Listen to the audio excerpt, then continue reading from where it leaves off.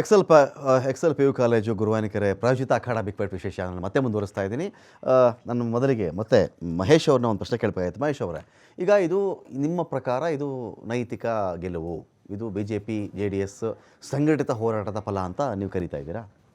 ಇದು ಎಸ್ಪೆಷಲಿ ನಿಮ್ಮದೇ ಮಾಧ್ಯಮದಲ್ಲಿ ಲೀಗಲ್ ಮತ್ತೆ ಪೊಲಿಟಿಕಲ್ ಎಲ್ಲ ಡಿಸ್ಕಸ್ಸನ್ನು ಇದಕ್ಕೆ ಸಂಬಂಧಪಟ್ಟಂತೆ ಮಾಡಿದ್ದೀವಿ. ಇದಕ್ಕೆ ಸಂಬಂಧಪಟ್ಟಂತೆ ಮಾಡಿರೋದ್ರಿಂದ ಇದು ಇವರೇ ಇವತ್ತು ಮಾಧ್ಯಮದಲ್ಲಿ ನಾಗೇಂದ್ರ ಅವರು ದರ್ಶನ್ ಏನು ಕೇಳಿದ್ರಂದ್ರೆ, ಚಂದ್ರಶೇಖರ್ ಅವರು ಸೂಸೈಡ್ ನೋಟ್ ಬರಿಬೇಕಾದ್ರೆ ಅದರಲ್ಲಿ ಒಂದೇ ಒಂದು ಹೆಸರು ನಾಗೇಂದ್ರ ಅಂತ ಬರೆದು ಬಿಟ್ಟಿದ್ದಿದ್ರೆ ನೀವು ಮಾಡೋ ಹೋರಾಟಕ್ಕೆ ಅರ್ಥ ಇತ್ತು. ನಾಗೇಂದ್ರ ಅಂತ ಅಕ್ಷರವೂ ಇಲ್ಲ, ಅಕ್ಷರ ಕೂಡ ಅವ್ರು ಬರೆದಿಲ್ಲ. ಸುಮ್ಮನೆ ಆ ಒಂದು ಇಲಾಖೆಗೆ ಮಿನಿಸ್ಟರ್ ಆಗಿದ್ದ ಕಾರಣಕ್ಕೆ ಅಧಿಕಾರಿಗಳು ಮಾಡಿದಂಥ ತಪ್ಪಿಗೆ ಬಲಿಪಶು ಮಾಡಿದ್ರಿ ಅಂತ ಇವರು ಅಧಿಕಾರಿಗಳು ಈಗ ಡೆತ್ ನೋಟಲ್ಲಿ ಇತ್ತ ನಾಗೇಂದ್ರ ಹೆಸರು ಎಲ್ಲಾದರೂ ಬರೆದಿದ್ದಾರೆ? ಅವರು ಮಾತು ಹೇಳ್ಬಿಡ್ತೀನಿ ಸರ್, ಅವ್ರು ಬರ್ದಿಲ್ಲ, ಓಕೆ, ನಾನು ಒಪ್ಕೊಳ್ತೇನೆ. ಬರೀದೇನೆ ಇವತ್ತು ಏನು ಯಾವುದೇ ಇವತ್ತು CBI ಇರ್ಬೋದು ಅಥವಾ ED ಇರ್ಬೋದು ಅಥವಾ SIT ಇರ್ಬೋದು ಎಲ್ಲ ತನಿಖೆಯಲ್ಲೂ ಸಹ ಇಲ್ಲಿ ಏನು 197 ಕೋಟಿ ಅವ್ಯವಹಾರ ಆಗಿರೋದು ಬಂದಿದೆ, ರಿಕವರಿ ಆಗಿದೆ. ಇವ್ರು ಹೇಳೋ ಅರ್ಥ ಆಗಿದೆ ಅಂತ ಹೇಳಿದ್ರೆ ಬ್ಯಾಂಕಲ್ಲಿ 5,000 ಕೋಟಿ ಇದೆ, ನೀವು ಬಳಸ್ಕೊಂಬಿಡಿ, 6 ತಿಂಗಳಾದ್ಮೇಲೆ ನೀವು ಬ್ಯಾಂಕ್ ದುಡ್ಡು ತಗೊಂಬಂದು ಕೊಟ್ಟು ಬ್ಯಾಂಕಲ್ಲಿರೋ ಮ್ಯಾನೇಜರ್ ಅನ್ನ ಚೆನ್ನಾಗಿ ಯುಟಿಲೈಸ್ ಮಾಡ್ಕೊಳ್ಳಿ. ಬ್ಯಾಂಕ್ ಇದು ಇವ್ರ ಕತೆ, ಕಾಗಪ್ಪನ ಗೂಗಪ್ಪನ ಕತೆ. ಇಲ್ಲಿ ಇವತ್ತೇನಪ್ಪಾ ಅಂತ ಹೇಳಿದ್ರೆ ನಾಗೇಂದ್ರ ಅವರು ಅಪರಾಧಿ ಅಲ್ಲ ಅಂತ ತಿಳ್ಕೊಳ್ಳಿ.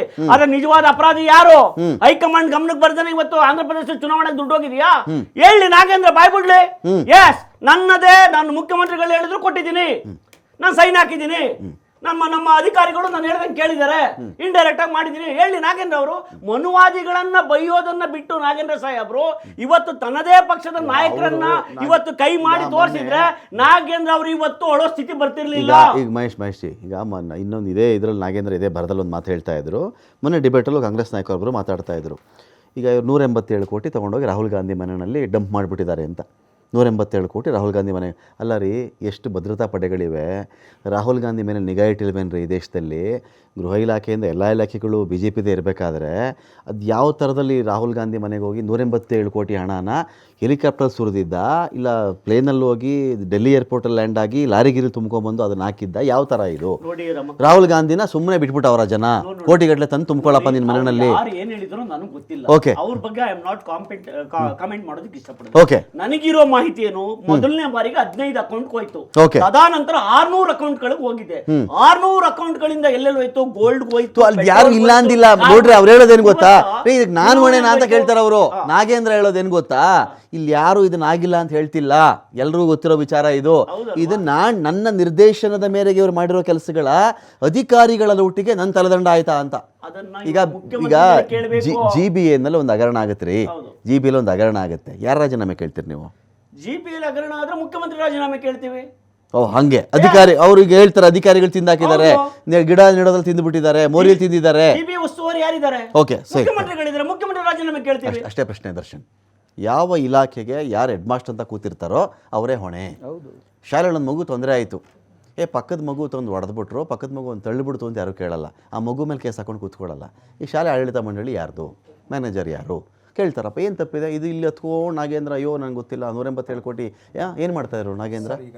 ಆದರೆ ಹೆಡ್ ಆಫ್ ದಿ ಡಿಪಾರ್ಟ್ಮೆಂಟ್ ಆಗಿ ಏನು ಮಾಡ್ತಾ ಇದ್ರಿ ಇವರು? ಕ್ಲೈಮ್ಯಾಕ್ಸ್ ಎಂಡಿಗೆ ಬಂದು ಎಂಡಿಂದ ನಾವೀಗ ಮಾತಾಡ್ತಾ ಇದ್ದೀವಿ. ಈಗ ದಿನೇಶು ಕೇಳ್ಬಿಟ್ರು, ಏನಂತ ಕೇಳಿದ್ರು ಗೊತ್ತಾ, ಮೊದಲನೇ ಸಲ ರಾಜೀನಾಮೆ ಕೊಟ್ಟಿದ್ಯಾಕೆ?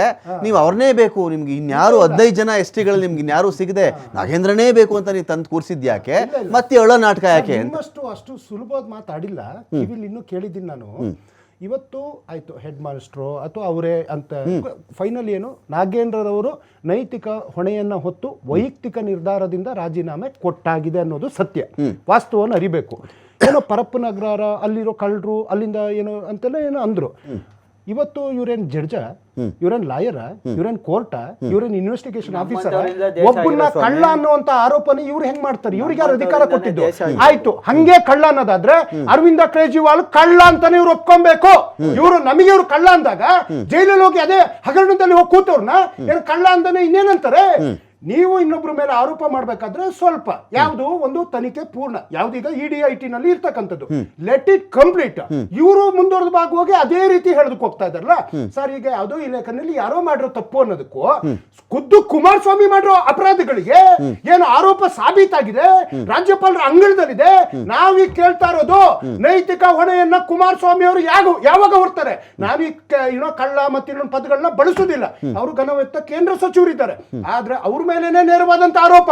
ಇದು ಯಾವ ಇಲಾಖೆ ಇಲ್ಲ, ಖುದ್ದು ಭೂಮಿಗಳ ಹಗರಣದಲ್ಲಿ ಸಿಲ್ಕೊಂಡ್ರು ಕುಮಾರಸ್ವಾಮಿ ಅವರ ರಾಜೀನಾಮೆ ಯಾವಾಗ ಅಂತ ಕೇಳ್ತಾ ಸರ್. ಇವತ್ತು ಏನು ಕಾಂಗ್ರೆಸ್ ನಲ್ಲಿ, ತೃಣಮೂಲದಲ್ಲಿ, ಶಿವಸೇನಾದಲ್ಲಿ ಅಥವಾ NCP ನಲ್ಲಿ ಇದ್ದಾಗ ಯಾರು ನಾರಾಯಣ್ ರಾಣೆ ಭ್ರಷ್ಟ, ಯಾರು ಅಜಿತ್ ಪವಾರ್ ಭ್ರಷ್ಟ, ಅಶೋಕ್ ಚೌಹಾಣ್ ಭ್ರಷ್ಟ, ಇವರು ಹಿಮಂತ ಬಿಸ್ವ ಶರ್ಮಾ ಭ್ರಷ್ಟ, ಸುನಿಲ್ ದೇಸಾಯಿ ಭ್ರಷ್ಟ, YS ಚೌಧರಿ ಭ್ರಷ್ಟ, ಎಲ್ಲರೂ ಭ್ರಷ್ಟು. ಬಿಜೆಪಿ ಮನೆಗೆ ಹೋದ ತಕ್ಷಣ ಏನು ಸಗಣಿ ನೀರು ಹಾಕ್ಬಿಟ್ಟು ಗಂಜಲ ಹಾಕ್ಬಿಟ್ಟು ತೊಳೆದು ತಿಕ್ಕಿದ ತಕ್ಷಣ ಅವರೆಲ್ಲ ಪುಣ್ಯವಂತರಾಗಿ ರಾಜೀನಾಮೆ